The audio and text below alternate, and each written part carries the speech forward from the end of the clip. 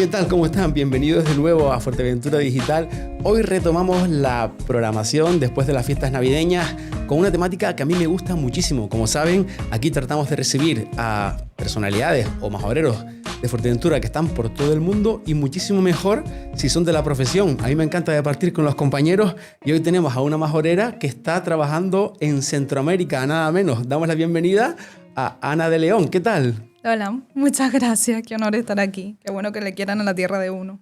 Jolín, la verdad que estoy encantado porque fíjate, a tu padre, a Mateo, lo conocemos aquí del barrio y ya yo sabía por él que tú estabas, que eras periodista y que estabas que habías hecho el máster de la agencia EFE y que te habías quedado ahí en las prácticas, ¿no? Cuéntanos un poquito.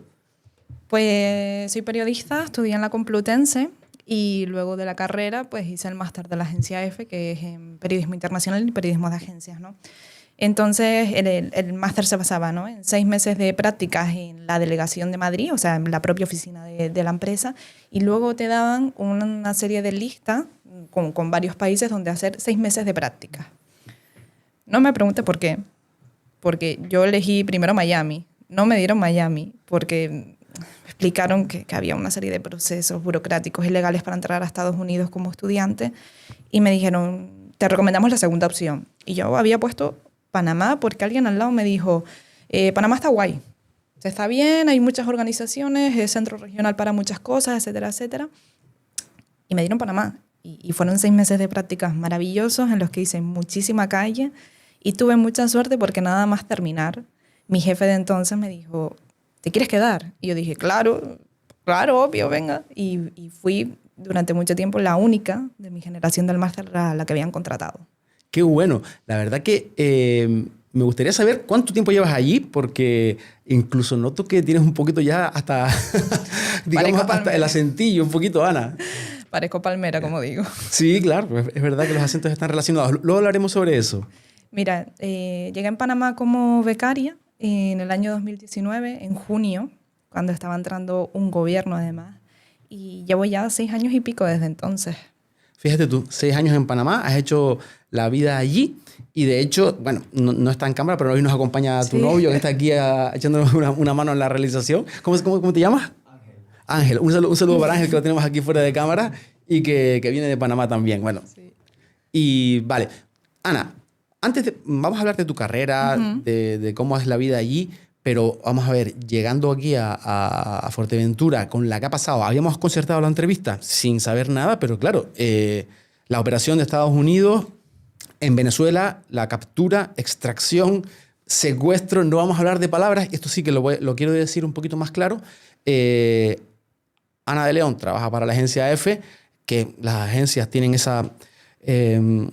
mandato de ser absolutamente asépticos y bueno, en este caso Ana no nos va a dar su opinión porque no debe hacerlo, pero bueno, describir la realidad sí que es un poco la labor de los periodistas y en este caso imagino que se ha revolucionado en todo lo que es el Caribe, Centroamérica y en este caso Venezuela, que es cercano, ¿no? ¿Cómo lo han vivido? Se ha revolucionado el mundo entero. O sea, lo que es la política internacional está de patas arriba, como se dice. En América, pues creo que se están muy escépticos porque evidentemente Estados Unidos ha tenido una relación muy cercana con toda Latinoamérica. Y es que además la última invasión militar que hubo en América Latina fue a Panamá en el año 1989 para la captura del general Manuel Antonio Noriega, también bajo acusaciones de narcotráfico. Es decir, que hay una relación mínimamente cercana con esto. Y además Trump, que no solo ha dicho, que no solo ha capturado, por decirlo así, a Maduro, sino que también además ha lanzado determinadas amenazas también a Colombia. Sí. Y a México también. Es decir, que es un momento de tensión muy clave y hay muchos compañeros ahora que están en la frontera Colombia-Venezuela, en la ciudad de Cúcuta, por el puente Simón Bolívar, que no pueden pasar, que están informando desde allí. Nosotros sí que tenemos una oficina dentro y que están haciendo todo lo posible para informar de la mejor manera posible. Fíjate qué interesante porque nos das información de primera mano en el sentido de que lo que estaba ocurriendo en Venezuela ya ustedes lo vivieron. Es decir, yo te imagino que una vez que estás allí te tienes que documentar, ya estarás empapada después de 7 años que vas para ahora viviendo allí, de lo que implica, ¿no? Vivir un poco pues bajo esa influencia, ¿no? Que que es tremenda, ¿no? Yo la palabra sí la puedo utilizar. A mí es que no tiene otra explicación. Lo decía ayer J.D. Vance, el número 2 de la administración Trump, que ellos simplemente están haciendo lo que han hecho siempre, que es tomar las decisiones en América. En América las decisiones las toman ellos y en esa línea van a seguir. Y evidentemente en Venezuela ha sido un jarro de agua fría porque en un principio se hablaba de esa posible transición hacia a la oposición venezolana, que la apoyan en América y en Europa también, pero que no, que parece ser que por ahora Delcy Rodríguez, ya es vicepresidenta, ya está en funciones, la han nombrado y está al frente, y el discurso cambió rápidamente en el sentido de que, bueno, vamos a gestionar el petróleo, vamos a poner la industria a caminar, vamos a llevar a las empresas americanas pues bueno, a controlar aquello que consideran suyo, lo han dicho claramente, y la democracia ya veremos. Claro, también hay que tener un poco de historia de las intervenciones, por así decirlo, que cuando se ha hecho una intervención no se pone luego de líder a la oposición, ¿no? Esa transición, primero se pone siempre alguien allegado, por así decirlo, al poder desde entonces, y luego la transición es mucho más lenta. O sea, seguramente, tampoco soy analista política, pero puede que esté Delcy Rodríguez, luego con el paso del tiempo se harán otras elecciones y ya se verá quién gana, ¿no? Porque es verdad que la oposición venezolana cuenta con el apoyo, pero cuenta con el apoyo popular. ¿Cuánta gente habrá votado a Marina Corina Machado? Ellos tienen una serie de actas que además se resguardan en Panamá, que le respaldan. Pero bueno, están los votos de dentro, de los venezolanos que viven dentro, pero ella cuenta con el apoyo de los venezolanos prácticamente que viven fuera de Venezuela y que seguramente no tuvieron el derecho de acceder al voto, porque las embajadas venezolanas creo que no se habilitaron de manera total y abierta para el voto en el exterior, ¿no? Claro. Me gustaría hacerte esa pregunta en concreto y no lo que tú crees, sino en las evidencias al respecto. Porque, por ejemplo, al régimen chavista, primero con Hugo Chávez y después con Maduro, lo iban llamando dictadura durante 20 años. Lo cierto es que han ganado elecciones de manera consecutiva, sin discusión en lo que yo tengo entendido, salvo estas últimas de 2024, en las que sí también parece que hay consenso internacional en que no fueron limpias. Entonces, esa ilegitimidad que a nivel internacional se está hablando, podríamos decir que ha sido real en este último año. Entonces, dijo Trump el otro día que Delcy Rodríguez no tiene apoyo popular. Lo dijo en la entrevista a los periodistas en el avión, ¿no? en el Air Force One. Y claro, tú que estás cerca, sí que me gustaría saber, ¿hay encuestas al respecto que sean fiables, que no sean del gobierno, para saber hasta qué punto el régimen chavista tiene o no tiene apoyo real? No, yo creo que a día de hoy, o sea, encuestas que digan una cosa u otra fiables dentro y fuera del país, creo que ahora mismo no se puede, ¿sabes?, codearte de ninguna por el momento, ¿sabes? También has comentado una cosa interesante que yo creo que vale la pena comentar, y es el hecho de que efectivamente la operación que ya han llamado quirúrgica, también la han llamado ilegal.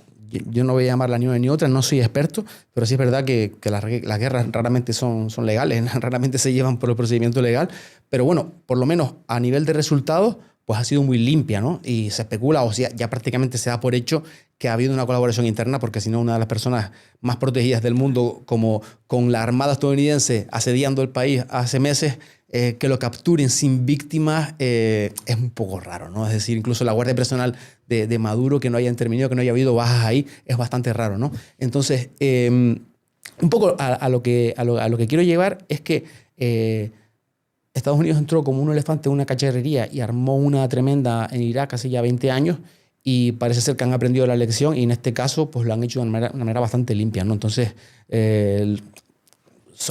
creo que ya han reportado ya un centenar de víctimas, pero bueno, en Irak quedan 500.000 de personas, entonces claro. También es verdad que las víctimas, vamos, según lo último que he leído, también han sido muchas víctimas militares del cuerpo de seguridad de Maduro, de los cuales 32, si no me equivoco, eran militares cubanos. Sí, eso ha dicho Cuba. Y además militares de entrada edad, que no eran militares jóvenes, sino que eran ya personas, coroneles ya, si no digo mal, con bastante experiencia. Ajá, vale. Es verdad que no se ha aclarado mucho esa parte, pero bueno. Si hacemos una comparativa con Lo que te quiero decir es que por aquello de no llegar al caos, el hecho de mantener al chavismo en esta primera etapa parece algo lógico, parece razonable, ¿no? Por así decirlo. Por así decirlo. Si no me equivoco, en República Dominicana llegó a pasar lo mismo. Es decir, se hizo una especie de, no me acuerdo si de extracción, captura, no me acuerdo qué, pero cuando se quitó a la persona del poder, la siguiente que llegó era alguien allegado a él, ¿sabes? Y entonces la transición, como te digo, fue bastante lenta. Cuéntanos, Ana, porque a lo mejor puede ser interesante pues bueno, comparar precisamente las dos intervenciones, ¿no? La extracción, secuestro, procesamiento de Noriega, que antes lo comentábamos, que ha sido, bueno, que estuvo prácticamente murió en la cárcel, salvo en esa última etapa de su vida que lo dejaron volver al país. Esa intervención en Panamá hace ya pues, cerca de 40 años. ¿Cómo fue y qué diferencias ves? Vale, lo primero, para poner un poquito de contexto, los estadounidenses estuvieron en Panamá hasta el año 1999, hasta el 31 de diciembre de 1999, cuando se hizo oficialmente el traspaso del canal a Panamá. Los estadounidenses terminaron de construir el canal. ¿En el 99? Sí. Fíjate, fue el otro día. Fue el otro día, prácticamente. Los estadounidenses terminaron de construir el canal de Panamá y lo administraron prácticamente durante todo el siglo XX. En lo que es el canal de Panamá y las áreas adyacentes, se conocía como la zona del canal. Era, en la palabra bonita, un protectorado estadounidense, pero era parte del territorio de Estados Unidos bajo norma de Estados Unidos. Los panameños no tenían acceso libre a esa área de su país, ¿no? Bueno, entonces prácticamente estuvieron ahí todo el siglo XX, como digo. En el año 1989 estaba un general, también un dictador, que era Manuel Antonio Noriega. Noriega, en comparación ahora como ahora, también había sido acusado de narcotráfico, de colaborar con Pablo Escobar en todo lo que era el trayecto de la droga desde Sudamérica hacia Norteamérica. Los estadounidenses, bajo ese pretexto, entraron a Panamá con una gran cantidad de soldados y fue bastante dura y bastante violenta esa intervención. Bombardearon zonas de Panamá conocidas, pues un poco pobres, por así decirlo, ¿no? De infraestructuras limitadas y demás, que a día de hoy, si la gente va al barrio del Chorrillo, en Ciudad de Panamá, que es el barrio que está pegado al casco antiguo, se puede ver perfectamente cómo todavía las casas están medianamente destrozadas. No se sabe el número oficial de víctimas todavía, pero se cree que pueden llegar a ser hasta 600. La gente hoy en día todavía sigue recuperando los cuerpos que hay en las fosas que excavaron los estadounidenses para botar esas víctimas. Finalmente, después de, no me acuerdo si eran semanas o llegaron a ser meses, Noriega fue capturado porque le pusieron heavy metal a todo volumen en lo que era la Anunciatura, que es donde se atrincheró durante esos días, semanas o meses, no recuerdo bien. ¿Y cuál fue el resultado? Porque entiendo que esa acusación que hablas ahora de terrorismo, pues bueno, las guerras y las intervenciones se justifican de muchísimas maneras. La transición del canal, digamos, allá al propio país fue 10 años después, me comentas, en el 99. ¿Qué es lo que se entiende que fue en la realidad o si fue la intervención y qué pasó en esos 10 años? Bueno, el traspaso del canal a Panamá es completamente paralelo y diferente a lo que fue la intervención militar. Fueron dos cosas completamente diferentes. Noriega llega al poder después de la muerte del general Omar Torrijos. Omar Torrijos sí que lideró las luchas que negociaron el traspaso del canal a Panamá. Fueron unas luchas muy intensas, con un sentido también muy internacional.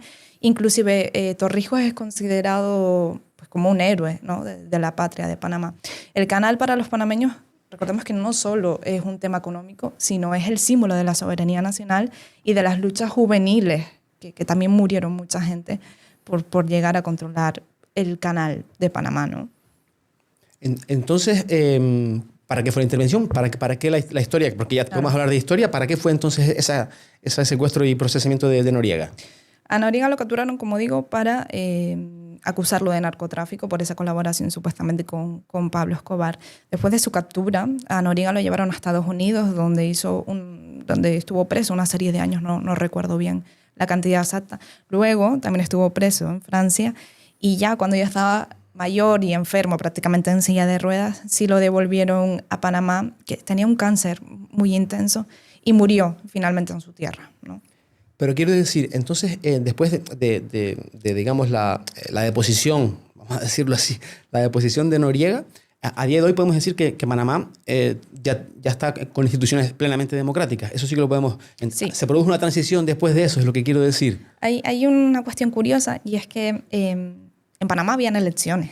O sea, había un general, un jefe de Estado que era Noriega. En China hay elecciones, en Cuba hay elecciones, pero bueno, se le califica de otra manera, claro. Sí. Y había dólar, te quiero decir. La economía no sé si era la mejor como es ahora, pero bueno, pero había una economía más o menos pudiente, ¿no? Después de la captura de Noriega, Panamá quitó el ejército. Panamá desde entonces ya no tiene un ejército como tal. Hay policía militar, hay determinados sistemas de seguridad, pero tal. Luego se hicieron unas elecciones y bueno, de ahí para adelante ya es el periodo democrático moderno, por así decirlo. Ajá, de acuerdo. Entonces no tienen ejército propio, con lo cual digamos que podemos decir que esa tutela norteamericana de Estados Unidos se ha mantenido hasta el día de hoy también. Sigue habiendo presencia militar, porque es súper interesante, lo recomiendo para cualquiera. Hay documentales que me lo vi hace poco uno, de cómo se quedó la zona del canal que le llamabas, esa zona que era una especie de Estados Unidos dentro del país, ¿no? Que trajeron incluso pues, a todo su personal, al ejército, y directamente se pusieron a vivir ahí durante un montón de años hasta esa salida. Y eran como eso, pues un pedacito de Estados Unidos con su McDonald's, con sus productos, con su todo allí, y ahora quedó eso como abandonado, ¿no? Y esa celebración de que los panameños recuperaron su territorio, ¿no? Eso es un poco el resumen del documental que me vi. Imagino que será un poco, es eso lo que pasó en esa línea, ¿no? La zona del canal ahora está bajo manos del Estado. Es decir, por ejemplo, en lo que ahora se considera el barrio de Clayton, que es la zona como más pegadita al canal, cerca de la ciudad, están la mayoría de las organizaciones humanitarias, están la mayoría de las oficinas de la ONU. Es decir, que también se ha hecho un aspecto internacional, ¿no? Con esa zona del canal. Pero prácticamente tú vas por la ciudad y desde que entras a las áreas que eran consideradas la zona del canal, se ve un cambio de estructura muy abrupto. En Clayton, pues hay estas típicas canchas de rugby, de baloncesto, la piscina, los edificios que no miden más de 2 pisos, que son de madera, que etcétera, etcétera. Hay aceras, hay otro rollo, por así decirlo.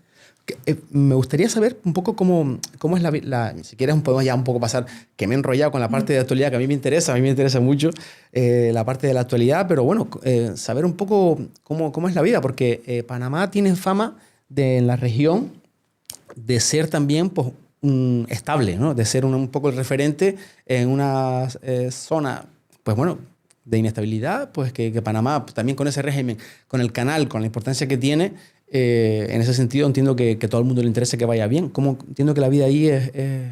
Bueno, cuéntamelo tú, ¿cómo es un poco aquello? Pues es un país maravilloso, a todo el mundo que quiera ir, por supuestamente lo invito. Es un país que dentro del concepto latinoamericano es estable, es una economía bastante estable, la seguridad es bastante buena, porque hay países latinoamericanos donde a lo mejor hay más delitos menores, ¿no? Directos de que te roban en la calle. En Panamá no, eso no puede pasar, a menos que te metas en un barrio X, ¿no? Pero eso no suele pasar. Es tan bueno el ambiente, por así decirlo, y tan estable que se establecen también muchísimas multinacionales.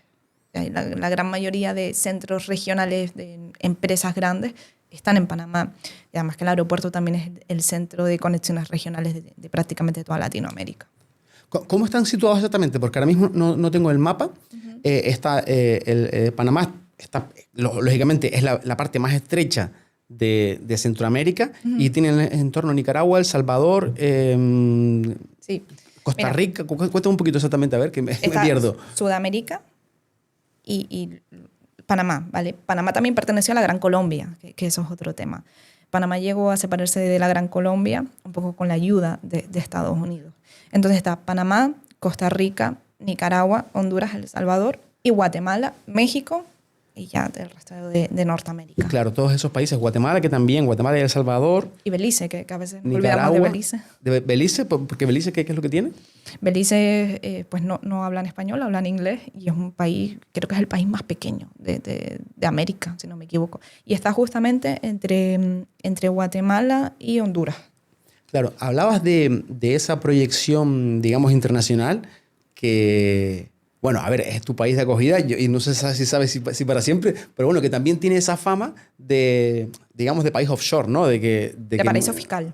Sí, paraíso fiscal, por decirlo esa palabra. Muchas empresas, aquí fue muy famoso en España hace unos años los papeles de Panamá porque había pues ese secreto bancario, muchas empresas que estaban ahí pues, y se habían llevado dinero de España que no habían declarado, ¿no? Claro. ¿Cómo lo viven siendo los panameños ese tema?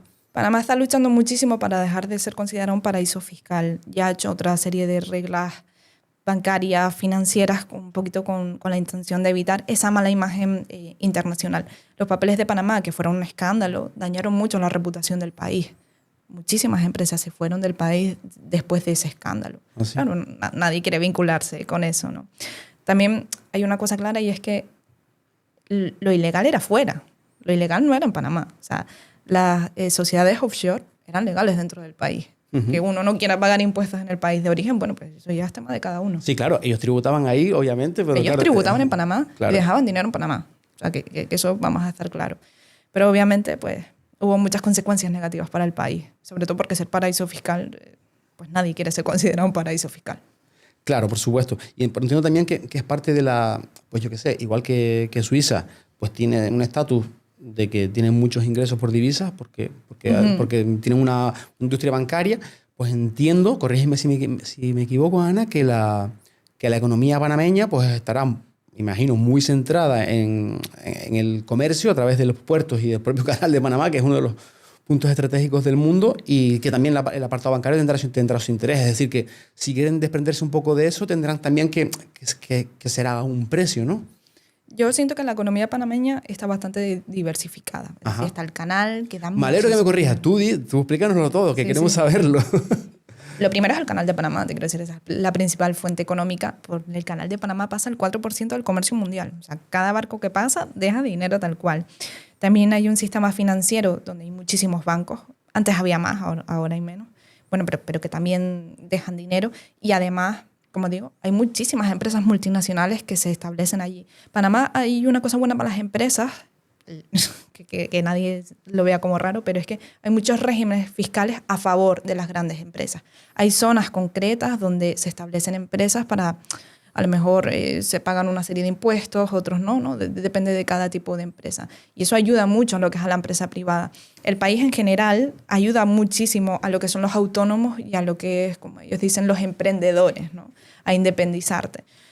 No sé cuánto cuesta exactamente montar una empresa en Panamá, pero hay muchísima menos burocracia que hacerlo en España, por ejemplo. Claro. La gente de normal, pues claro que quiere trabajar en una gran empresa, quiere tener esa comodidad, pero también hay muchos jóvenes que quieren emprender y lo hacen. Y lo hacen y no pasa nada, te quiero decir. Es un ensayo-error.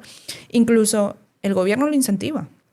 Hay una casa del emprendedor en Ciudad de Panamá donde llegas y bueno, pues te orientan cómo es el proceso legal. Hay un área de podcast también, ¿no? Un poco para incentivar a los jóvenes a formar su propia empresa. Qué interesante. Es decir, que digamos que el emprendimiento y digamos esa voluntad de emprender, de desarrollarse de individual, pues diríamos que forma parte de la cultura del país de acogida que tienes, ¿no? No, por supuesto. O sea, a la gente le gusta mucho emprender. Es verdad que hay mucha economía informal, pero bueno, también creo que se deja ese espacio a prueba, a ver cómo te va, y cuando te vaya bien, bueno, pues te formalizas, por así decirlo. Claro. En tu caso concreto, porque mira, justo me da pie a hablar pues, de lo que no es el emprendimiento, de lo que es, digamos, el trabajo asalariado, ¿no? En tu caso, eres pues, una de las corresponsales de una oficina de la agencia F, que imagino que habrá mucha más gente ahí trabajando. A ver, te doy un poquito de aire para que respires. Para quien no lo sepa, si hay alguien despistado, las agencias de noticias pues, se dedican a dar un servicio de redacción de noticias que los medios de comunicación nos suscribimos y bueno, se sobreentiende que todo lo que viene de esa fuente es fiable, tiene unas características muy concretas en el sentido de que es un lenguaje completamente aséptico. La información que está ahí, rara vez una agencia de noticias publica una información que no es correcta, es decir, puede quedar algo fuera, pero lo que te llega está completamente verificado y bueno, entiendo que es el funcionamiento de una redacción pues distinto a estar en un medio de comunicación o en un gabinete de prensa, como veníamos hablando anteriormente, ¿no? Cuéntanos un poquito, ¿qué tal vives tu profesión? Yo estoy encantada. Para mí siempre he dicho vivir un sueño. O sea, el objetivo de hacer la carrera siempre fue ser corresponsal, lo estoy haciendo ahora. empiezo la casa por el tejado, como quien dice, porque ser corresponsal es una gran responsabilidad. O sea, eres la persona que está informando de fuera para tu país.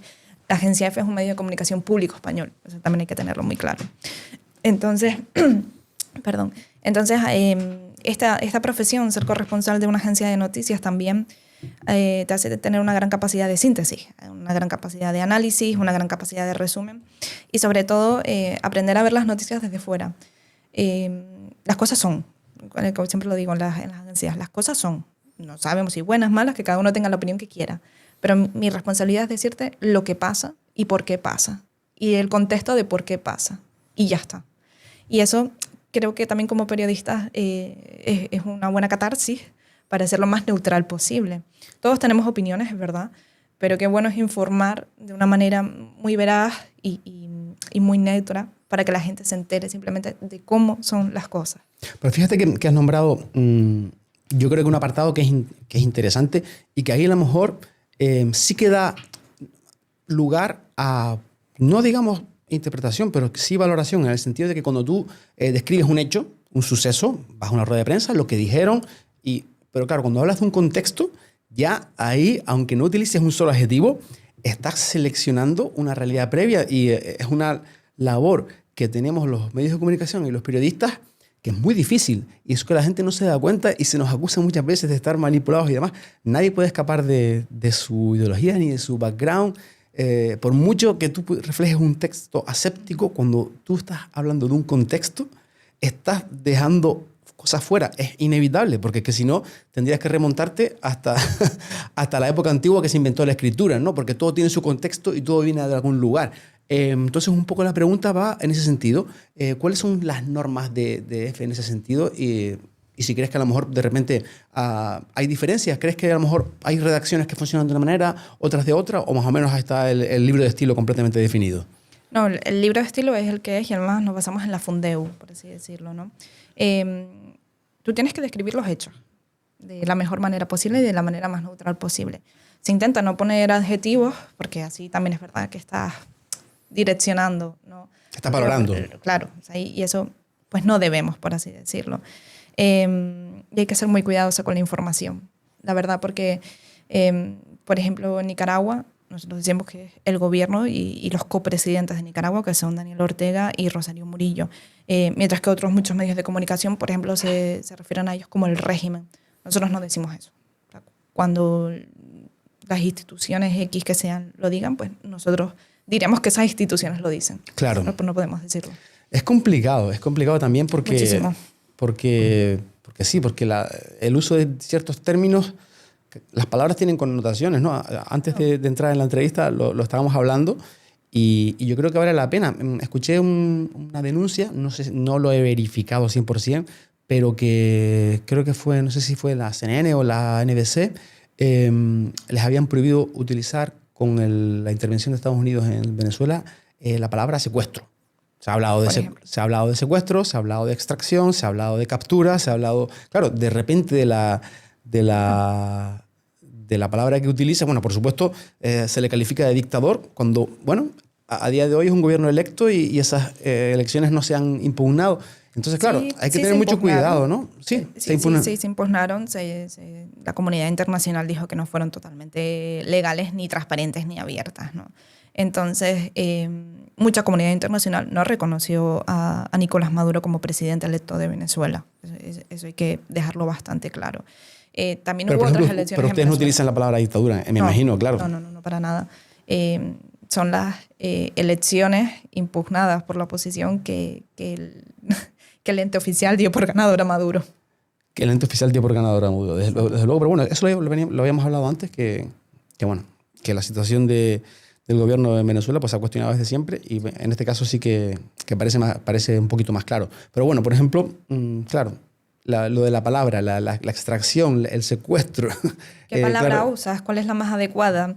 ¿Cuál es la más neutra? Pues es que es muy complicado, sobre todo en el español, que es un idioma tan amplio. Lo bueno del español es que tienes tantas palabras que puedes utilizar la que quieras. Y puedes ser incluso, en vez de poner compañeros y compañeras, pues puedes utilizar sinónimos que engloben, ¿no? Ana, ¿cómo te sientes en el desempeño de tu profesión? Porque Fíjate que llevamos unos años en los que las redes sociales han ofrecido una alternativa que yo a priori considero positiva porque amplían, ¿no? Y han aparecido creadores, informadores, independientes, porque hoy en día cualquiera, como estoy haciendo aquí yo hoy, con un micrófono y un teléfono, puede informar de algo distinto. Es verdad que los grandes poderes mediáticos pues tienen sus agendas, yo creo que eso no se puede negar, tienen sus agendas, tienen sus intereses, porque también hay que explicarlo. A mí me gusta mucho hablar de estas cosas porque las empresas de comunicación son empresas y tienen sus influencias de sus accionistas. Como cualquier empresa tiene sus accionistas e influencian, obviamente, ¿no? Pero hay que comer, como digo yo. Hay que comer, claro, y al final si tenemos nuestro cliente, que no es el público, que la gente no lo entiende, el cliente es el anunciante, es el que paga la publicidad, salvo que tú te suscribas a un medio privado, que también se nota cuando tú consumes un medio privado que es de suscripción, se nota esa mayor libertad, ¿no? Pero bueno, el caso que quiero decir es que a día de hoy, pues esa intervención positiva de los influencers y de las redes sociales se ha deteriorado. Y ahora también con las redes sociales, pues hay muchísima desinformación, muchísimos bulos y claro, creo que estamos volviendo a un punto en el que los medios de comunicación son un refugio y nada que decir, pues mucho más las agencias, ¿no? Es decir, ¿cómo lo ves tú en ese tema? Cuéntame. Estamos en la era de la desinformación. Yo creo que la información, aunque la gente no lo crea, un profesional debe tratarla. Una persona de a pie, leo un comunicado de un gabinete de prensa, con honestidad no van a entender nada. Esa información hay que traducirla. También yo creo que los medios de comunicación deberíamos hacer un autoanálisis de cómo hemos informado en los últimos años, porque en una opinión muy particular, yo creo que la gente solo quiere información. La gente no quiere opiniones. La gente quiere escuchar y leer lo que ha pasado y punto final. No tenemos que estar dando opiniones. Yo creo que los periodistas no tenemos que estar dando opiniones de nada, pese a que las tengamos y cada uno coge de su pata, pero nos debemos dedicar a informar. La desinformación, aunque la gente no lo crea, hace mucho daño. Mira, yo durante una serie de años en Panamá viajé mucho a lo que es la frontera Panamá-Colombia, que es una selva muy densa y se llama el Tapón de Darién. El Tapón de Darién es el único punto de la carretera interamericana que conecta el norte con el sur de América, que hay un cacho que no es. O sea, ahí no hay carretera, ¿no? Durante muchos años, muchísimos, se usó como ruta migratoria de la gente que venía desde el sur, especialmente los venezolanos, con la esperanza y con el sueño de llegar a Estados Unidos bajo ese sueño americano. La gran mayoría de la gente se informaba por TikTok. Se informaba por TikTok y contrataba agencias, coyotes, para pasar a través de TikTok. Y cuando tú les preguntabas, oye, han pasado antes que tú miles de personas, ¿por qué decidiste venir? No, pues porque lo vi en TikTok, porque pensé que era más fácil, porque tal. Hay mucha desinformación. ¿Pero qué es lo que pasaba con esos coyotes que se promocionaban a través de TikTok, que los engañaban y después ¿cuál es el problema? Mira, como te digo, entre Panamá y Colombia hay una selva tan densa que no hay una frontera como tal. O sea, hay muy pocos puntos. Eso que comentabas es súper interesante, que lo que hablamos al principio, es decir, que entre Sudamérica y Norteamérica, Centroamérica, ese punto justo debajo de Panamá, esa selva, por ahí no pasa la carretera. Está todo, tú podrías ir en bicicleta si te da la gana, desde Alaska hasta la Patagonia, menos ahí, ¿no? Claro. Tú ponte que vas desde Alaska, llegas hasta Panamá, hasta el pequeño pueblo de Yavisa, que eso es el Darién, y ahí se corta la carretera, ahí no hay más. Si tú quisieras seguir hacia el sur, tendrías ya que coger un barco por el Caribe hasta llegar hasta Cartagena de Indias y ya luego seguir tú para abajo, ¿no? Entonces, lo que hacían aquellos coyotes, que las autoridades panameñas y colombianas también decían mucho que era el Clan del Golfo, ese grupo dedicado al tráfico de drogas, lo que hacían era que, como se conoce en la zona, iban con los migrantes, los pasaban hasta lo que ellos sabían que era esa línea imaginaria, ¿no? de la frontera, y de ahí para adelante le decían, bueno, aquí sigues tu camino. Aquí sigues tu camino. En el resto de la ruta hay una serie de tiritas azules, ¿no? De lacitos azules colgados por los árboles, síguelo. Claro, ahí podía pasar de todo. O sea, solo en la selva. O sea, que ni siquiera los traficantes de las personas, o digamos, no pasaban a Panamá. No se metían ahí dentro. ¿Pero por qué? ¿Qué es lo que había ahí dentro?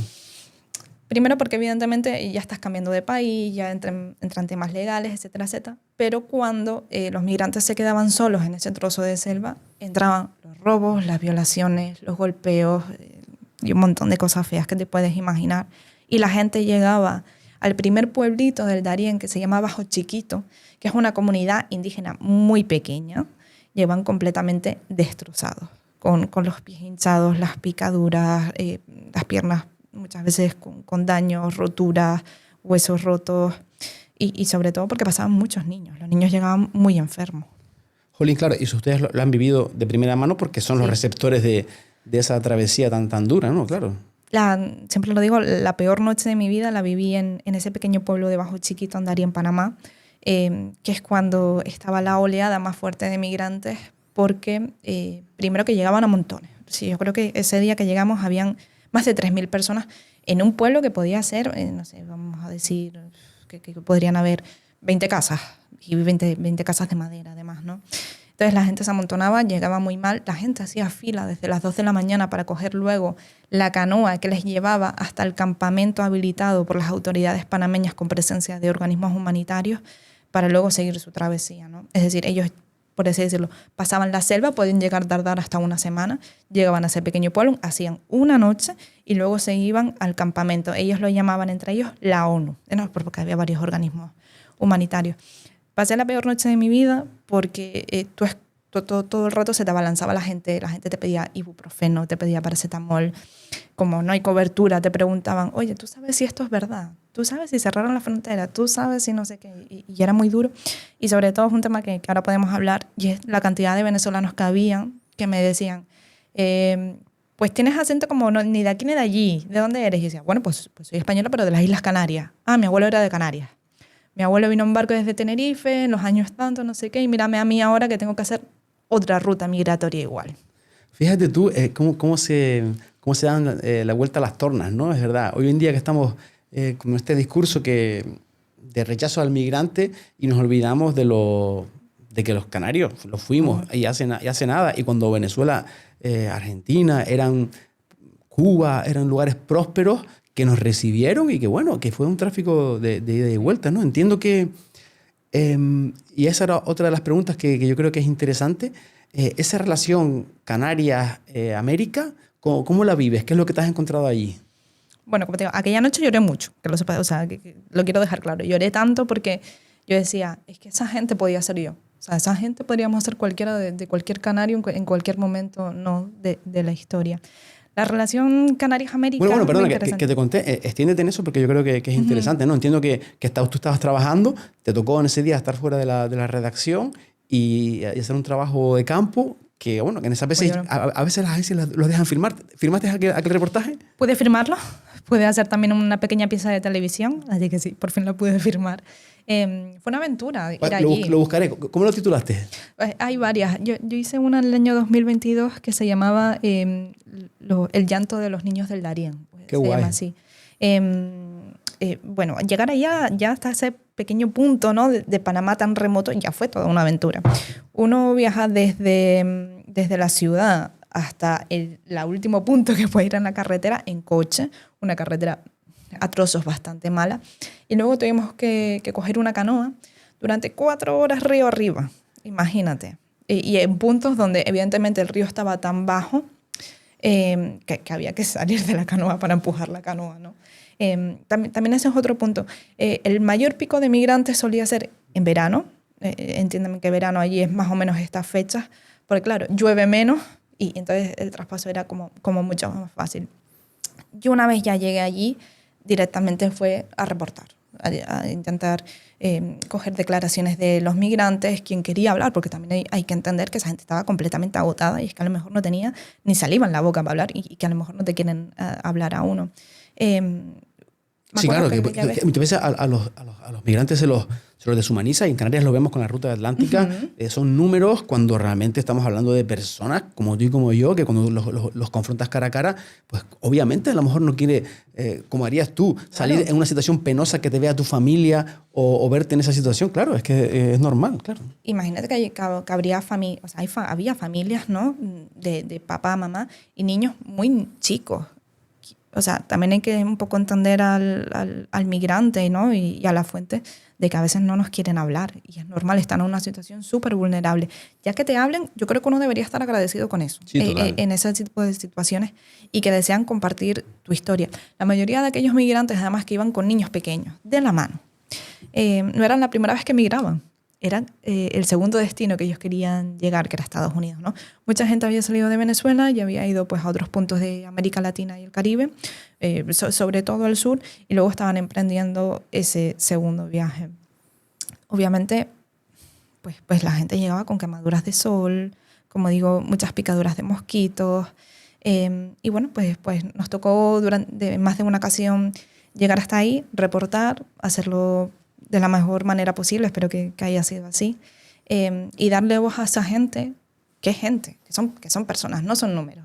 O sea, porque muchas veces vemos la migración desde el punto de vista de las cifras y no, son personas que estoy completamente segura de que nadie quería salir de su casa, adentrarse a una selva, a exponerse a robos, a violaciones, a arriesgarse su vida, todo con ello con el futuro de una vida mejor. O sea, vamos, dudo mucho yo que alguien haya dicho un día, bueno, pues venga, me voy para arriba. Pues no. Claro, claro, evidentemente todo el mundo quiere vivir en su casa, con su familia. Bueno, Claro. o también los hay como tú, que quieren emprender y vivir otra vida, pero están en su mismo derecho. Es decir, ¿no? Es decir, ¿por qué tiene más derecho un norteamericano de irse a vivir a Canarias o a Australia que al revés? Es que no tiene sentido, ¿no? Es decir, ¿por qué dependiendo de donde tú hayas nacido, que es una decisión que no has tenido, tienes puertas abiertas o cerradas en el mundo? Es absurdo, ¿no? Es decir, Claro. desde el punto de vista del concepto y es muy triste, ¿no? La gente tiene derecho a buscarse la vida y no por la nacionalidad debería haber esas cortapisas, ¿no? Y también la diferencia de cómo migré yo, con todos los beneficios y esos privilegios que me da ser primero española, luego tener el respaldo de una gran empresa, a cómo están migrando mucha gente que es a pie. Coges tus bártulos y echas para arriba, ¿no? Qué gran diferencia. Y que al final, pues, esas personas y yo, pues somos migrantes, pero no somos los mismos migrantes, por desgracia. Sí, sí. El pasaporte, desgraciadamente, Pesa más de lo que pensamos. Pesa más de lo que queremos entender también Sí. de una manera egoísta, yo creo que muchas veces, y por eso yo creo que es importante. Fíjate que hay veces que nosotros, por ejemplo, que analizamos aquí las noticias, claro, al final también estamos condicionados por lo que la gente lee, ¿no? O sea, todos los periodistas sabemos que si pones una noticia de sucesos se va a leer mucho, pero también tenemos la responsabilidad de informar del resto de cosas. Entonces, Claro. llega un punto que la gente se satura y si haces muchas noticias de inmigración, la gente no las está leyendo. Pero, oye, es importante y hay que hacerlo, ¿no? Claro. Y puede que tenga un efecto rebote. Es decir, que hablar tanto de migración y desde el punto de vista de las víctimas, a lo mejor está generando una oleada de odio. Vamos, como digo, no soy analista ni nada, pero puede que sí. Puede que estar todo el rato dando esa mirada víctima y de cifras de los migrantes, más que generar conciencia, esté generando lo contrario. Ah, sí, ¿tú crees que eso puede estar ocurriendo? Hombre, depende del enfoque que le des. Tú puedes informar de la inmigración, de lo que dicen las formaciones políticas que la rechazan, y entonces te vas a encontrar con un mensaje negativo. O también puedes hablar, pues como hacen otros compañeros, como haces tú, de ir allí, ponerle cara a esa situación y pues generar también yo creo que una empatía, ¿no? También es verdad que, te digo, al final también la gente se inmuniza cuando un tema es recurrente y eso es una pena, la verdad. Es que estamos en un momento histórico donde ocurren demasiadas cosas negativas. Ya. Y yo creo que la gente también, o sea, la persona de la calle que se está informando, yo entiendo que esté harta de leer noticias negativas. O sea, que no puede ser que en un informativo la noticia positiva sea la noticia positiva del día. No, pues las noticias negativas y positivas deberían estar equiparadas, en mi opinión. Me parece interesante esa aproximación. Fíjate que no me lo había planteado. Noticias buenas y noticias malas. A ver, ¿cuáles son las noticias buenas? Es decir, la noticia, bueno, inclusive la definición de noticia. ¿Qué es una noticia? Cuéntamelo tú, Ana, que tú eres una experta que trabaja para ¿cómo definimos la noticia? ¿Qué es lo noticiable? Porque puede ser la actualidad misma o puede ser algo que afecta a muchas personas o puede ser un testimonio muy, digamos, singular. ¿Qué es una noticia? A ver si me lo explicas. Yo creo que noticia es todo lo que pueda interesar a la población, así, punto final. Puede ser noticia tanto que haya habido un pequeño o sea, accidente de tráfico aquí en Puerto del Rosario, como puede ser la noticia de Maduro en Venezuela, ¿no? Todo es información. El ciudadano debe estar bien informado, que eso es lo más importante. Y a la gente local le va a interesar pues, la información local y lo internacional a lo internacional y a lo nacional a lo nacional. Fíjate que muchas veces es más fácil hablar de lo que es lejano que de lo más cercano, ¿no? Porque, bueno, también cuando informas sobre temáticas de tu entorno, pues lo que digas o dejes de decir afecta, ¿no? Entonces, uno de los peligros que tenemos los medios de comunicación y los periodistas es la autocensura. La autocensura. Y creo que vale la pena, primero, reconocerlo. Eso es importante. Y después intentar evitarlo, ¿no? Pero sobre todo, muchas veces escucho muchos compañeros, sobre todo del ámbito internacional, que dicen, bueno, nosotros somos la objetividad y, ¿no? Y se hacen mucho, sacan pecho cuando la realidad es distinta. Y yo creo que no pasa nada. No pasa nada por hablar de las realidades y explicar cómo funcionamos. Creo que es súper importante de hacer didáctica en ese sentido. ¿Tú qué opinas? Somos periodistas, somos trabajadores de empresa, somos mandados, como digo yo. Y bueno, las empresas y los medios de comunicación son los que mandan y los que marcan la agenda. Y por supuesto, vamos a decirlo, desde aquí se informa desde el punto de vista occidental, que también hay que tener una cosa muy clara. Informados desde este punto de vista, porque a lo mejor tú hablas con la agencia de noticias china y te va a decir cómo informa ella, pero claro, es su punto de vista y es su realidad. Las realidades que estamos aquí los decimos desde el punto de vista europeo, occidental, estadounidense. Eso es súper interesante porque es otra de las cosas que, bueno, a mí que me interesa, me gusta, soy curioso. A veces he hecho alguna incursión, me he metido en las agencias rusas, por ejemplo, por ejemplo, la RT, antes de que la cortaran, tenía incluso un canal en español que se lo cepillaron. Y estaba bien, sinceramente. Hacían reportajes por todo el mundo y, oye, con su línea editorial, obviamente, pero estaba guay. O en las agencias chinas que tienen canales en inglés, en árabe. Ostras, ahí hay una realidad súper interesante contada desde su punto de vista que nadie sabe de ello y en general los medios de comunicación occidentales las pasamos por alto. Yo imagino que a nivel de agencia ustedes sí que lo miran, ¿no? Un poco también por ver qué se está hablando. Cuéntame esa parte. Es que cada uno informa desde su punto de vista, obviamente. Y nosotros, por ejemplo, tenemos, creo yo, que todas las agencias de noticias de esta parte del mundo, también tenemos una visión mucho más feminista, mucho más igualitaria, mucho más enfocada en los derechos humanos, que a lo mejor en otra parte del mundo, no estoy diciendo que esté mal, ¿no? Pero que en otra parte del mundo que tienen otra relevancia, tienen otra importancia y es otra cosa y ya está, por ejemplo. Claro.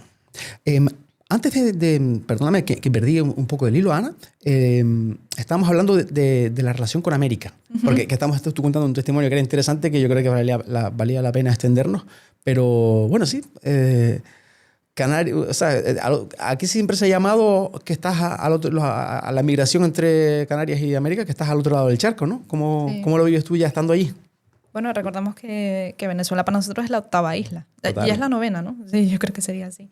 Pero la relación es súper íntima. Me sorprende la cantidad de gente que yo he llegado y me ha dicho, claro que conozco Canarias y Canarias no sé qué. O cuando llegué a Panamá, uno de mis compañeros me dijo, pues es que a mí me encantaba el programa de la rondalla, por ejemplo. ¿Qué dice? Sí. Y mucha gente también que me habla también desde el punto de vista musical, que me dice, pero si la música canaria es igual a la música llanera venezolana, por ejemplo, ¿no? Y también es muy bonito como vas a diferentes partes, sobre todo del Caribe, y llegas y dices, bueno, pero si es que la arquitectura es la misma que la de Canarias.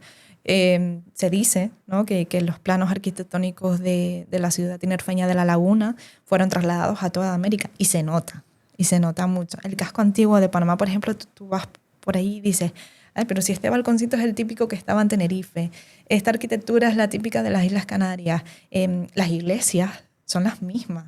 Qué interesante. Ahora que he estado aquí con mi novio, con Ángel, la cantidad de veces que hemos ido, ¿no? por el centro de la isla y ahora que acabamos de venir de Lanzarote, las veces que hemos dicho, típica iglesia colonial, típica iglesia de los españoles. Ángel asiente que sí, que dice que sí, claro.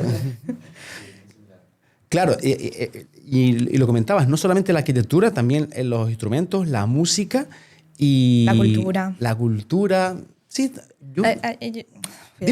Voy a decir algo más o menos Gracias. Y es que cuando llegas yo cuando llegué a Panamá, por ejemplo, cuando decía española, me decían, hostia, tía. Y me hacían esa broma. Y yo me quedaba un poco colgada porque decía, me están haciendo la misma broma que nosotros les hacemos a los godos. Total. O sea, es muy frustrante. Y cuando me hablan de la historia, ¿no? En plan, los españoles que vinieron, robaron el oro, claro, yo me quedo callada y digo, ya, si es que en Canarias fue igual, ¿qué te puedo decir, no? O sea, la historia es la misma. Ellos también vinieron, colonizaron, lucharon contra los guanches y luego, bueno, siguieron su ruta hacia Latinoamérica, pero es que nuestra historia es la misma.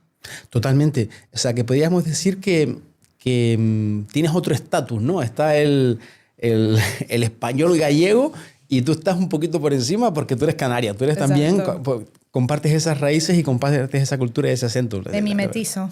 Claro, claro. No, pero eso es curioso y es interesante como los canarios también. Es verdad que somos recibidos en muchos lugares. Con los brazos abiertos. Hay que estar muy agradecidos por ello, la verdad. Y en la cantidad de países, sobre todo del Caribe, ahí en Venezuela, en Puerto Rico, y no me acuerdo en qué otros países más, hay casas de amigos canarios. Sí. O sea, que funcionan también un poco, creo yo que como un poco consulado, ¿no? Fíjate que un día te voy a contactar, te voy a pedir algún contacto porque eso está guay, ¿sabes? Yo sé que, por ejemplo, ahora con el tema de Venezuela, pues han salido esas asociaciones que hay allí y que incluso el gobierno de Canarias tiene relaciones y la financia. Asociaciones de canarios venezolanos que están allí. Sé que en Texas se fundaron un pueblo, en ¿no? San Antonio se fundaron pueblos por canarios. En San Antonio, creo que en San Antonio, exactamente. Y bueno, imagino que obviamente Centroamérica, Cuba, eso ya ni te digo, ¿no? La cantidad de canarios y de relaciones directas que nos hemos olvidado. Así que te pediré algún numerito, Ana, para contactar con alguien interesante que cuenten ese tema. Yo creo que está guay. Y los traemos aquí al podcast por videoconferencia, que también sí. lo podemos hacer. Pues mira, una anécdota curiosa. En el gobierno anterior de Panamá, en el año 2021, yo creo que era, no recuerdo exactamente, pero entrevisté a la ministra de Relaciones Exteriores. Ella se llama Yanaina Tehuaney Mencomo. Y durante la entrevista al final le digo, usted sabe que Mencomo es guanche, ¿no? Es de origen guanche. Y me Qué dice, fuerte. Claro, sí, mi abuelo vino aquí en un buque carguero en el año no sé cuánto, vino a Panamá y ya se quedó. Mira qué curioso, ¿no? Y ella llegó a ser una ministra panameña. Una ministra de Relaciones Exteriores. Ostras. O sea, un impotente, ¿no? Como también nosotros hemos impactado de manera positiva en la migración y en las sociedades latinoamericanas. Total, y ahora estamos otra vez de vuelta recibiendo migrantes, sobre todo yo creo que últimamente hay mucha gente de Colombia, Venezuela también obviamente. Imagino que el asunto, la situación de Venezuela, el empeoramiento económico de estos últimos años que se ha degradado, lo han sentido en todo el entorno, porque sé que por ejemplo en Colombia estaban teniendo pues ciertas tensiones también, y imagino que seguirán para arriba y ustedes se los encuentran en Panamá, ¿no? Claro que hay muchos venezolanos, o sea, Venezuela es un país con muchísimos millones de habitantes y evidentemente cuando sale todo el mundo, que creo que hay un éxodo de 3 millones de venezolanos en todo, no sé si en toda América o en todo el mundo. Pero bueno, el país que más recibió venezolanos fue Colombia, porque prácticamente hay una frontera directa, ¿no? Está el puente internacional Simón Bolívar, donde la gente pues prácticamente lo usa a diario. También es verdad que pues son vecinos. Van a diario, ¿no? Van a comprar y vuelven, sí. ¿No? Porque por el tema de la divisa, ¿no? Sí, exacto. También es verdad que como toda frontera pues habrá comercio, ¿no? Digo yo. Pero bueno, es verdad que también son países vecinos y la gran cantidad de venezolanos que se mudaron a Colombia, más que nada por la cercanía. Luego hubo mucha cantidad de venezolanos que emigraron a Panamá. Hay una comunidad bastante importante y luego se repartieron por toda Latinoamérica. Aunque yo creo que muchos, la intención también era llegar hacia Estados Unidos. Claro. Y cuéntanos un poquito cómo es el entorno, porque claro, Panamá, antes decías que hay 3 millones de venezolanos. En toda América, yo creo. En toda América o en el mundo serán más, pero ya solamente hay más venezolanos fuera que panameños existen, ¿no? Es decir, creo que son como me dijiste, 2, 3 millones. Hay un total de 4 millones de habitantes en Panamá, creo yo, que eran 3 millones de panameños y 1 millón de extranjeros de todo el mundo, porque en Panamá es un sitio muy multicultural. Claro. Es decir... como todos los lugares portuarios, ¿no? Al fin y al cabo. Exacto. Es que tienes totalmente la razón. En Panamá pues hay una mezcla de culturas súper interesantes. Están desde los asiáticos, los chinos, que tienen pues sus barrios, ¿no? Como en todos lados. los latinoamericanos, que son muchos, y hay una comunidad importante de españoles también, sobre todo de gallegos, que tienen sus propios monumentos en la ciudad de Panamá en honor, que nadie, no sé si lo sabe, pero la gran cantidad de gallegos que fueron a construir el canal de Panamá. Ah, ¿sí? Sí. Qué interesante. Y además, pero también tengo entendido que se sienten bastante panameños, es decir, que no reniegan de sus raíces, pero que también las diferentes comunidades se sienten bastante del país e integradas, ¿no? Con sus propias características, claro, ¿no? O sea, cada uno tiene su cultura. Es verdad que es un país que respeta mucho las culturas de fuera, pero bueno, también se sienten panameños. ¿Cuántos no te dirán que son chino-panameños o cosas así, no? ¿Y qué me dices un poquito de tu experiencia en el entorno? Porque, bueno, tú estás en Panamá, que es un país pequeñito, estrechito. Entiendo que en estos años habrás aprovechado para hacer alguna visita, hacer turismo. ¿Qué nos recomiendas o qué te ha llamado la atención de tu entorno ahí en Centroamérica? De Centroamérica he viajado a Honduras en varias ocasiones y a El Salvador, ¿no? Que eso es el corazón de Centroamérica y hay una diferencia abismal entre Panamá y el resto de la región centroamericana, porque Panamá perteneció a la Gran Colombia durante mucho tiempo, ¿no? Y después de esa separación de la Gran Colombia, pues bueno, hubo mucha influencia estadounidense, entonces prácticamente es que ellos no se sienten centroamericanos, son centroamericanos, pero hay una diferencia abismal. Esos son los dos países que he visitado. Yo creo que Centroamérica merece la pena visitar, es una región maravillosa, con determinada inestabilidad política, hay que decirlo, pero es preciosa, tiene una historia increíble, tanto política, ¿no? Desde los sandinistas en Nicaragua, la contra nicaragüense, la gran cantidad de guerras internas que hubo, la gran cantidad de literatos centroamericanos que hay, y muchos son nicaragüenses. Pero bueno, también he tenido la oportunidad de viajar a otros países de la región de América, sobre todo Colombia. Colombia es un país maravilloso, o sea, todo lo que decía García Márquez tenía completamente la razón, ese realismo mágico. Colombia tiene una magia completamente especial, es un país precioso, maravilloso, así como bien, la gente es amable. Bueno, que yo aquí parezco la patrocinadora de No, me parece bien, Jolín. Yo creo que es una experiencia que vale la pena escuchar. Cuéntanos. Sí, Colombia es que es encantador. También estuve en Perú, qué país más maravilloso, qué bien se come, ¿no? Es verdad que lo de que su gastronomía es fuerte, es completamente la razón, es muy buena. Estuve también viajando por las montañas de Perú, lo que es la laguna de Huamantay, la montaña de los 7 colores. Si van, tengan cuidado porque es verdad que la altura pega. O sea, y que la hoja de coca ayuda. O sea, ¿Ah, sí? que cualquier tip que les den, cualquier consejo, hagan caso, porque es verdad. O sea, que estuviste masticando la coca, que entiendo que en ese estado no es droga, ¿no? Es decir, es simplemente un estimulante, ¿no? O sea, de la hoja de coca a la cocaína hay un mundo. O sea, hay todo un tema químico. Y que la hoja de coca se utiliza sobre todo para temas medicinales es una realidad, claro. Lo que es Latinoamérica, sobre todo Sudamérica. Y que la hoja de coca es lo que ayuda a que no te dé el mal de altura. No, estuve mascando hoja de coca, pero sobre todo te lo hacen en té, que es mucho más fácil para el turista y sí que ayuda. Qué guay. La verdad que bonito y qué ganas tengo. Fíjate que yo no he estado en Sudamérica, sí en Norteamérica, pero no he estado en Sudamérica y me encantaría. Claro, tú has nombrado todos los países, yo lo quisiera ver todo. Yo creo que lo que tengo que hacer es cogerme una autoexcedencia y hacerme la ruta por todos los países un par de mesecitos, porque es que si no es imposible, ¿no? No es barato viajar por América en general. Las diferencias... ¿No es barato? No. En lo que son vuelos no es barato. A ver, es que de Uruguay a Panamá, ¿cuántas horas tiene que haber en avión? Es que hay un montón, creo que puede haber hasta 4 o 5 horas de avión. Es decir, que los kilómetros son muchísimos, o sea, las distancias son enormes. No es como el concepto Europa, que de Londres a París hay una horita o un poquito más de avión. Claro. No, hombre, yo decía de hacer una ruta un poquito más larga. Me cojo un avión y de ahí en trenes para un lado para otro. ¿Tú cómo lo sueles hacer? ¿Cuando viajas en turismo coges tus aviones o en tren o cómo? Es que no hay trenes entre países, ¿no? O sea, prácticamente... Tienes que volar. La conectividad es aérea, prácticamente. Ya. Y tampoco hay una gran cantidad de aerolíneas, siento yo. La principal aerolínea es Copa Airlines, creo que era. Okay. Y Avianca, creo. Bueno, tenemos muchos otros temas que yo tenía que tocar, pero bueno, yo creo que por ahora te he tenido una horita hablando, que es un poco no tenemos una... en este programa no tenemos una extensión, otras veces hemos estado más, pero bueno, tampoco quiero abusar de ti. Yo creo que más o menos hemos tocado los temas que son interesantes y saber que conocerte un poquito más, Ana de León, ¿no? Que estás ahí en Sudamérica, preguntar que estás aquí con tu novio, con panameño y con Ángel.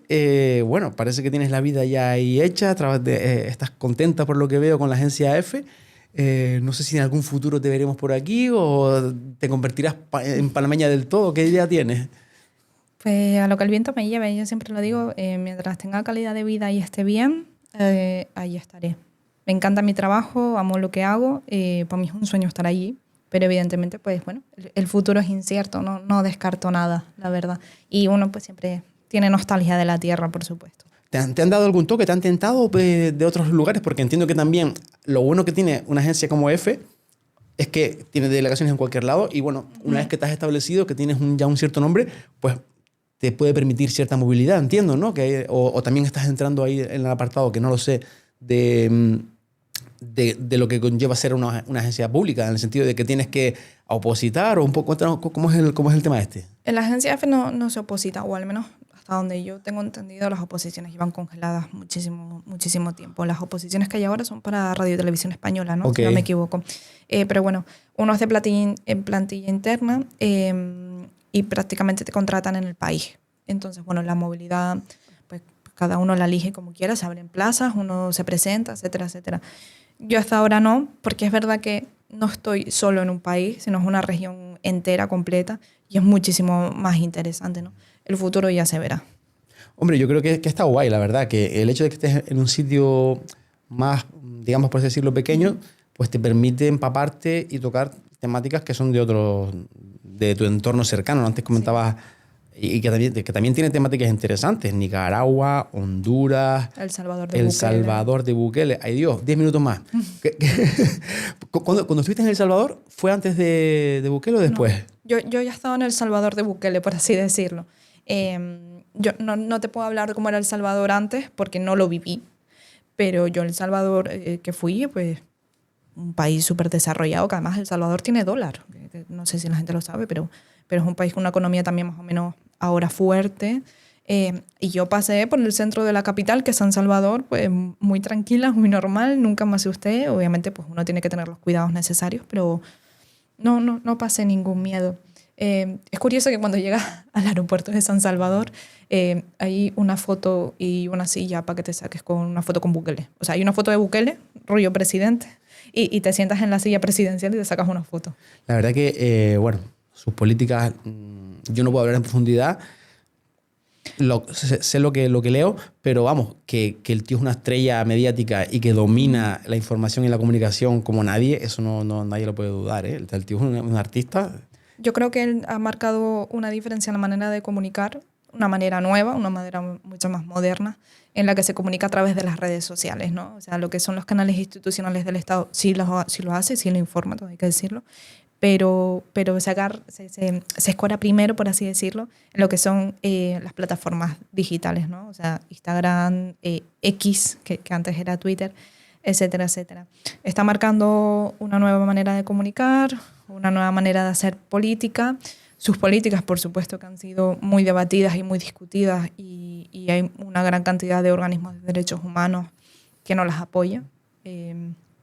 Algunos lo califican de dictador, pero al fin y al cabo, pues las últimas elecciones llegó a tener el 90% del respaldo. ¿Y alguien cuestionó esas elecciones? Yo creo que no, nadie, ¿no? No recuerdo, pero creo que no fueron cuestionados.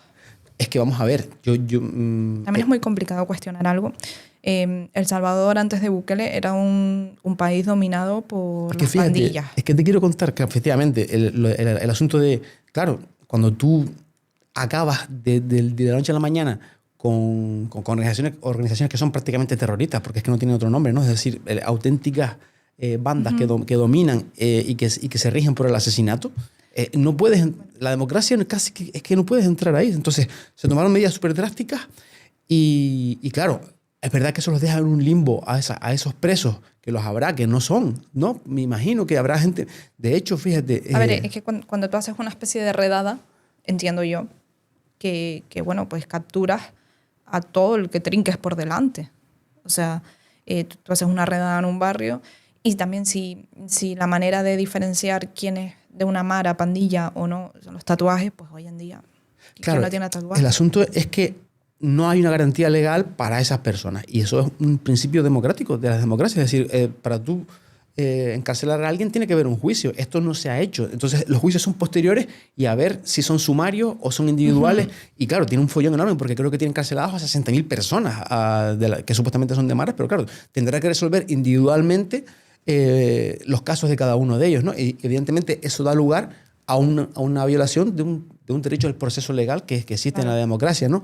Pero fíjate tú, te voy a hacer a contar un testimonio, que obviamente esto es anecdótico porque es una persona, pero que me llamó la atención de por ejemplo, las madres, las hermanas que estaban protestando en la cárcel para que soltaran a los que consideraban que se habían equivocado, porque es verdad que también han soltado gente que los detuvieron y que después no pertenecían a las maras, a las mafias y los soltaban. Y había una señora que estaba protestando porque mi hijo no es de las maras y tal, no sé cuánto. Y le preguntaron a quién había votado y dice, no, a Bukele. Claro. Es decir, aun sabiendo que teniendo un hijo encarcelado 3 años, seguía votando a Bukele porque lo que había hecho consideraba que era bueno. O sea, que imagínate hasta qué punto estarían mal para que pasara eso, ¿sabes? No tengo la cifra oficial ahora de los detenidos, pero se detuvo a muchísima gente que pertenecía a lo que allí se consideran las maras. Bukele construyó una mega cárcel grandísima que se llama el Secot, que es donde están prisioneros y bueno, donde si acuden a las redes sociales oficiales de él, verán esos vídeos, ¿no? de esos rapados con el uniforme blanco, muchas veces descalzos y bueno, pues que muchas veces los ponen en el suelo, los sientan, etcétera, etcétera, etcétera. Y los exponen, y hay visitas como si fuese una extracción turística, van influencers y les hacen visitas. El otro día estuvo The Gref, ¿no? Que es uno de los influencers. Y mira, pues una manera nueva de comunicar, que cada uno opine lo que quiera, pero es una nueva manera de comunicar como no solo llevan a periodistas, sino como llevan a influencers, ¿no? Sí. Hay que saber tratar la información, siempre lo digo.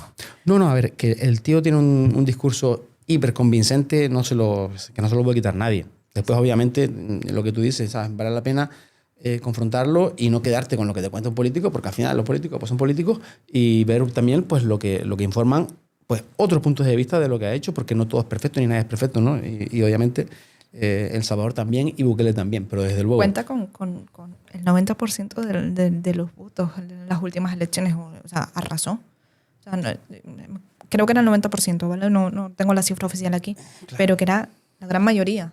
Sí, es decir, las últimas elecciones fueron más del 90%, eso seguro. No me acuerdo exactamente la cifra, pero más del 90%, que no hay nadie... Todo el mundo le votó. Claro. Y lo entiendo, lo puedo entender por cómo estaban, ¿no? La verdad. Claro, y también que ha venido con muchísimas políticas novedosas. El Bitcoin, el primer país del mundo que legalizó el Bitcoin como moneda de cambio, ¿no? En el propio país, como hay ciudades Bitcoin que lo que intentan es atraer inversores económicos y bueno, pues son políticas económicas que seguramente la gente de a pie las avale. Todo tiene una parte negativa, como digo.